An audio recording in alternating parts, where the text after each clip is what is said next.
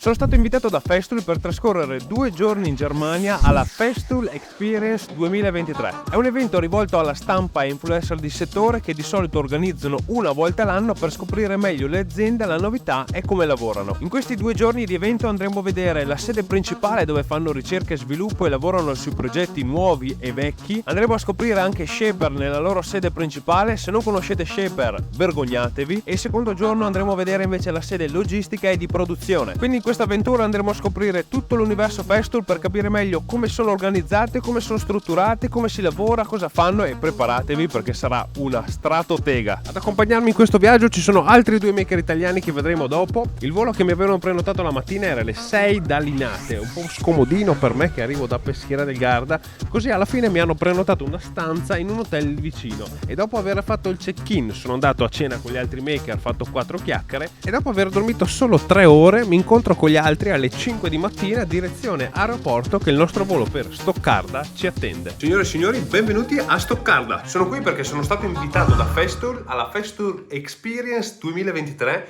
che si terrà appunto qui a Stoccarda il 12 e 13 luglio per andare a visitare le loro sedi, la fabbrica di produzione, vedere cose in anteprima, un'esperienza generale tipo un open day super mega tega. Ma prima di spiegarvi di più e con chi sono venuto a fare questa esperienza, velocissimo room tour della stanza che mi hanno preso. Ok, appena qua c'è l'ingresso, una mini cucina super attrezzata, piano induzione, macchinetta del caffè, lavandino, frigo vuoto. Oh, molto. Abbiamo qua il mio divano letto matrimoniale, tutto qua, e una cabina armadio, un mini tavolino piano, TV, specchi, e qua abbiamo bagnetto molto piccolo ma completo. Il programma di oggi è molto serrato, ma prima di tutto andiamo a fare colazione.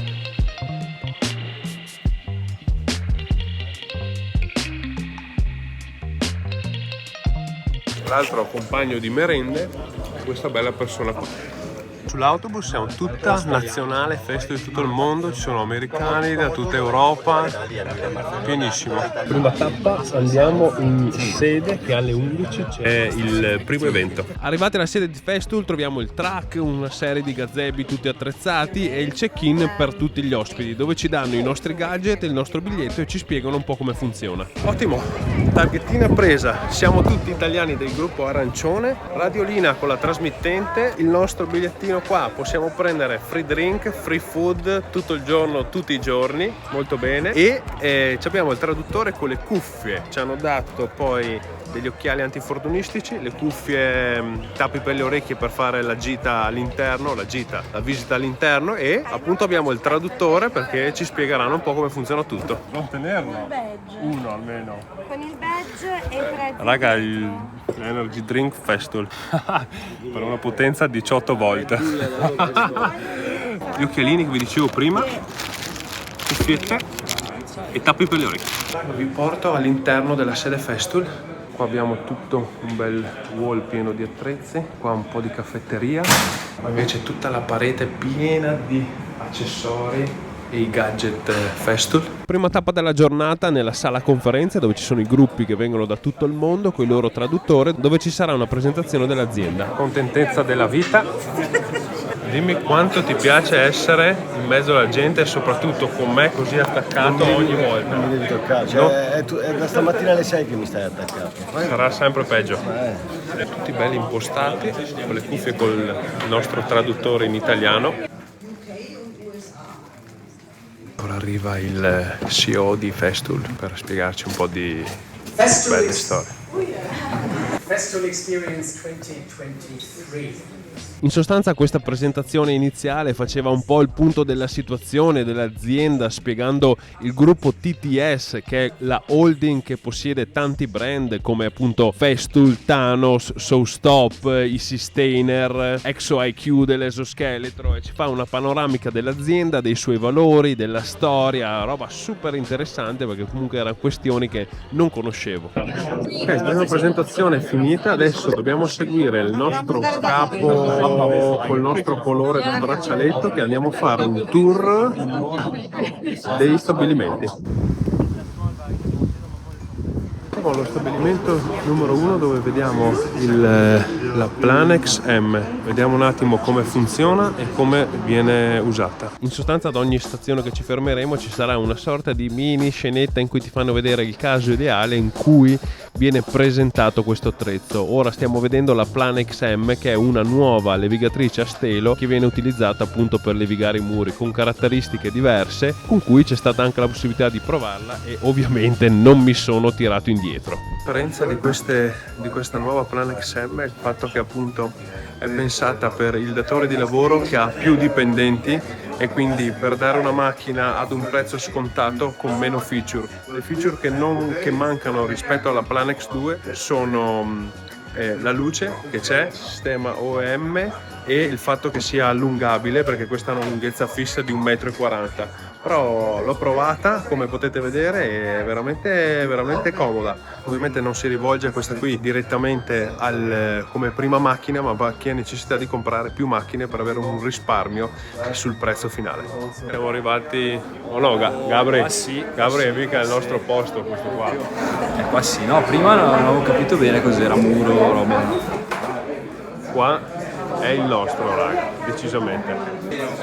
Ecco, una postazione del genere non sarebbe male in lab, col braccio o così con tutti i dischi abrasivi, questa non sarebbe per niente male. Un mega muro di cassettiere e lì comunque woodpecker. Allora sostanzialmente qua ci hanno spiegato tutto riguardo alle nuove app di lavoro dove puoi registrare il tuo macchinario, avere assistenza, comprare tutti i ricambi, richiedere l'assistenza, far tutto. C'è il lancio del loro e-commerce che finalmente si può comprare, oltre che ovviamente dal rivenditore, si può acquistare direttamente dal sito, però adesso è disponibile solamente in Germania. Pensavo ci fosse un attimo una dimostrazione in più delle cose di falegnameria, onestamente principalmente abbiamo parlato dell'applicazione molto interessante da gestire tutte le questioni, veramente comoda per chi vuole gestire al meglio tutti gli attrezzi che ha. Ottimo. Allora raga, pausa pranzo dopo tutto con non lo so con le patate e insalata. La felicità in persona e un bel ragazzo. Dopo il pranzo siamo tornati all'ingresso dove eravamo la mattina, dove c'era il track e le stazioni con gli attrezzi di prova, e hanno organizzato delle gare per fare vedere le funzionalità di vari attrezzi. In questo caso stanno provando ad avvitare delle tavole utilizzando 1 o 2 attrezzi e 1 o 3. Uno deve fare preforo, svasatura, avvitatura e l'altro ha una punta con svasatore integrato e un trapano per impostare il limite della profondità della vite. Poi c'era tutta una zona dove provare gli attrezzi che ovviamente ho provato anche quelli.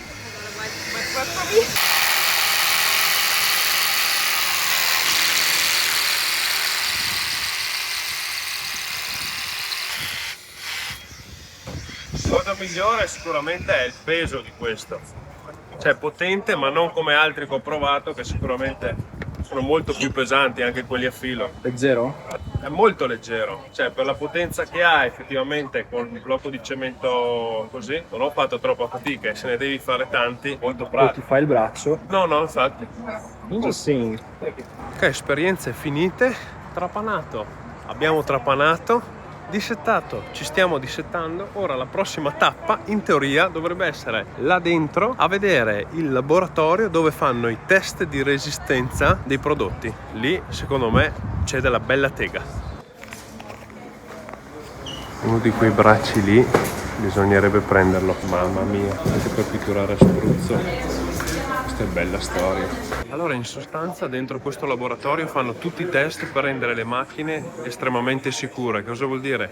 Che tutti i problemi che ci possono essere, quindi l'uso improprio della macchina, principalmente nelle seghe, qua fanno questi test, sia per evitare che ci sia il kickback, per evitare di tagliarti le dita, di rovinare il pezzo. Hanno una serie di test da fare per sviluppare questi processi e delle macchine fatte apposta per testare le seghe da fondamento in vari ambienti, sia per vedere l'interruttore quante volte resiste, coltello separatore che evita che ci sia il kickback e che ti parta via la macchina, sviluppando un interruttore che mantiene la macchina dritta. È tutto estremamente organizzato e pulito, ragazzi. Qua è uno dei laboratori che mi piace di più in assoluto di quelli che abbiamo visto. Provare queste macchine e fare dei test del genere per vedere un attimo di risolvere i problemi è qualcosa che mi gasa. E se avete visto prima, la lista, quella lunga che ha fatto vedere prima, è tutta la lista di test che fanno per provare a trovare la soluzione perfetta per risolvere il problema. Questo qua è l'effetto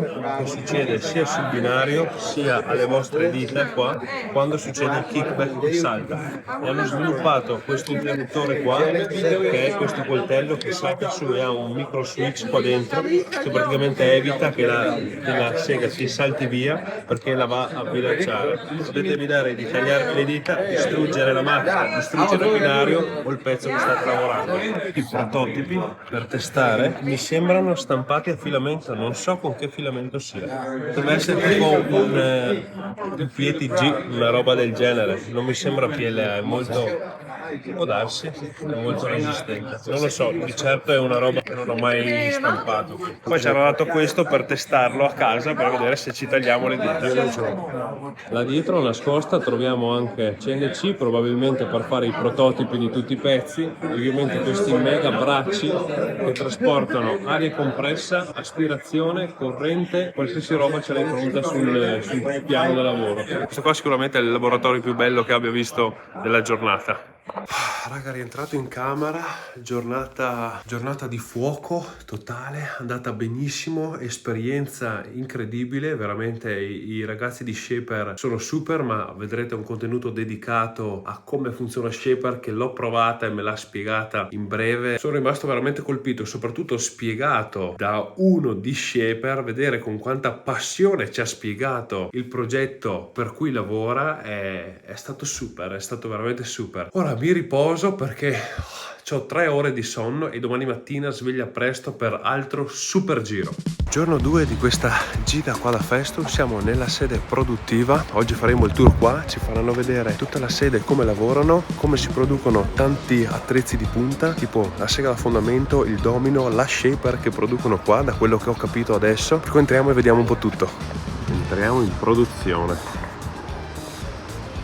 Oh, raga. Il giro della sede di produzione e di logistica non lo vediamo in questo video perché ho dedicato un video a parte che uscirà la settimana prossima. Quindi vi consiglio di iscrivervi al canale, attivare le campanelle e prepararvi perché il video della settimana prossima sarà veramente qualcosa di magnifico e carico di informazioni. Piena di robottini che girano, monopattini, magazzini automatizzati e pulizia assoluta. Finito il tour della fabbrica, dopo pranzo siamo andati fuori dove c'erano vari stand dove abbiamo provato alcuni attrezzi e c'era anche lo stand di Bot, un'azienda che fa allestimenti per furgoni. Ci hanno fatto vedere queste cassette che erano le prime che venivano usate sia per trasportare gli attrezzi che come lunchbox, e una curiosità molto interessante è stato il fatto che i sustainer che abbiamo adesso derivano dal fatto che una volta quando spedivano gli attrezzi spedivano in una scatola ben fatta che poi sarebbe stata da restituire a Festool, cosa che non accadeva e quindi la gente ha cominciato a tenersele. Ok, allora le scatole sono interessanti, agli artigiani piacciono, le trovano molto utili, per cui sviluppiamo un sistema di scatole che sia semplice, che sia comodo, ma soprattutto che sia modulare insieme agli altri attrezzi, e così è nata la collaborazione con l'azienda Thanos. Siamo praticamente arrivati quasi alla fine di questa esperienza con Festool. Poche altre cose che abbiamo visto è di nuovo lo stand di Shaper, però appunto vi ho fatto già un video dedicato, lo vedete prossimamente, compresa la produzione di Shaper. Successivamente siamo andati a vedere l'esoscheletro, lui è proprio l'ingegnere che ha sviluppato il progetto dell'esoscheletro negli ultimi 5 anni. Siamo nella parte dove ci fanno testare l'esoscheletro. Ovviamente non so se lo testerò perché avendocelo a casa non mi sembra molto il caso, non ho molta voglia.